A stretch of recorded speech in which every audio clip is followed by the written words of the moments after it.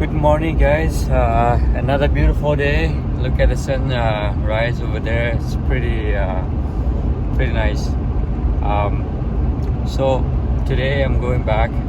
It's end of my set, and then traveling home. And I was waking up at 4:05, but I had to drop off. I was already on the way here on highway, and then I forgot to actually drop off parking pass and then the garage opener, so I went back and then dropped it off. Yeah, very forgetful person. I want to tell you about my set. Well, the set was good, so this is end of my set, and all I want to say is that yes, it is a long day. Yesterday was a little longer because you have to get all of my tools in the truck, and then get the other truck, hand over the truck, right? So you're gonna have to do some cleaning. But in this my case, my friend kind of like took over the truck, so it's just kind of easy for me that way a little bit. So transfer all of our tools, and then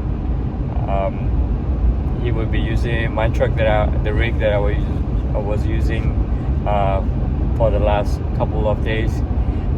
Then I'm taking the pull truck back to the city. But it's a long day. And other things that I want to let you know, like right off the bat, is that when you have questions, just ask, because I had that too. I had that problem that I thought I can figure it out, and I did not. Because they call it welded suitcase, and I was trying to get the nozzles out of the the whip, and for some reason it's not the one that I'm used to with, and it's the one that they have is like those little twist on one with the thread on the top, inside of the nozzle, and then the tip, contact tip. Yeah, so it's a little bit, contact body or whatever. Yeah, you have to screw it on or twist it on. That's the one, and it took like half an hour to just figure it out, and then by the time I figured it out, I was like, waste of my half an hour on that. Another thing is that I have learned also on setting a heat pad thingy. They call it Cooper heat. The first time I set it, I couldn't figure out yet, but then actually the first time I did it right, and then the second time I couldn't figure out what I did wrong, and why I couldn't change the temperature on the Cooper heat after I set it up. The reason being is you have to hold it long enough until it says a board, and then you can change it to man auto, and then transfer your temperature up or down. Yeah, I didn't know. I knew about it, but I just forgot how the steps were, and then I just kind of missed it all, and took me a little bit, and then to figure it out, probably like 5 minutes. But rather than that, the day was good. And then other thing is that the weather is different, and you're gonna have to dress up very warm. Make it layer clothing is the best options. Canadian weather is a little bit different than some other weather in other countries, so it's be prepared. Another thing is that talk to people that always have the experience, because it will help you and make your work a little easier. So don't be afraid to ask, because you might think, okay, you might be interfere or interrupting their work and busy, but they always kind of help you if you ask. But if you don't ask, then it's gonna be like, okay, figure it out on your own kind of thing. sometimes we tend to want to figure it out on our own, and then for my part, it's like sometimes I am just scared to ask, I would say, because of you